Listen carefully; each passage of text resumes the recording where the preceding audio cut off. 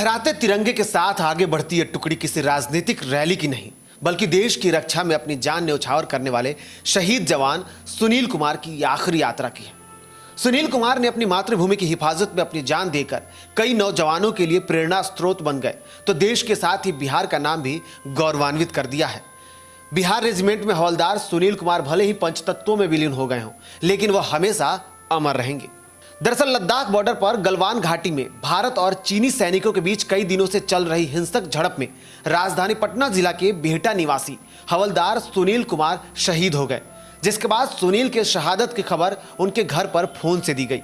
वहीं सुनील के शहादत की खबर के बाद सुनील का गांव बिहटा मानो मातम में डूब गया हो।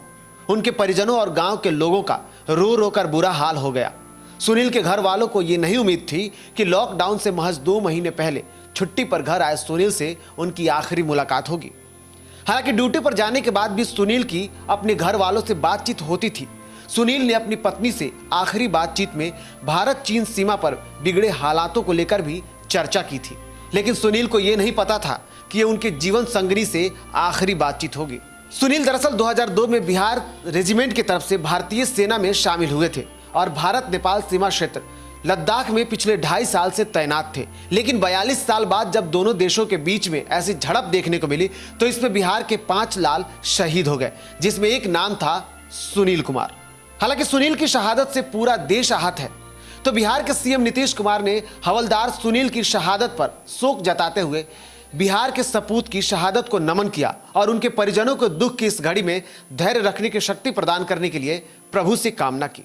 लद्दाख में शहीद जवान सुनील के पार्थिव शरीर वायुसेना से विशेष विमान से पटना लाया गया, जहां बिहार रेजिमेंट सेंटर के जवान सेंटर हैंगर परिसर में अंतिम दर्शन को रखा गया, जहां उप मुख्यमंत्री सुशील कुमार मोदी के साथ ही सत्ता और विपक्ष के कई नेताओं ने उन्हें श्रद्धांजलि दी।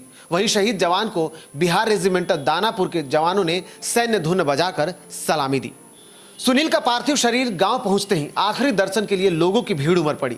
यहां लोगों ने अपने लाल के आखिरी दर्शन और अंतिम यात्रा में शामिल होने के लिए एकजुट हो गए, जिसके बाद नौजवानों के हाथों में तिरंगे और जुबा पर सुनील के अमर रहने की कहानी गढ़ती हुई यात्रा निकली, जिसे मनेर स्थित गंगा नदी के किनारे हल्दी छपरा में सेना के तोपों की सलामी और उनके बेटे की मुखाग्नि के साथ ही सुनील को पंचतत्वों में विलीन किया गया और इस तरह सुनील ने अपनी शहादत की कहानी हमेशा हमेशा के लिए अमर कर दी। बिहार और झारखंड की तमाम खबरों के लिए हमारे YouTube चैनल को सब्सक्राइब करें और बेल आइकन दबाना ना भूलें।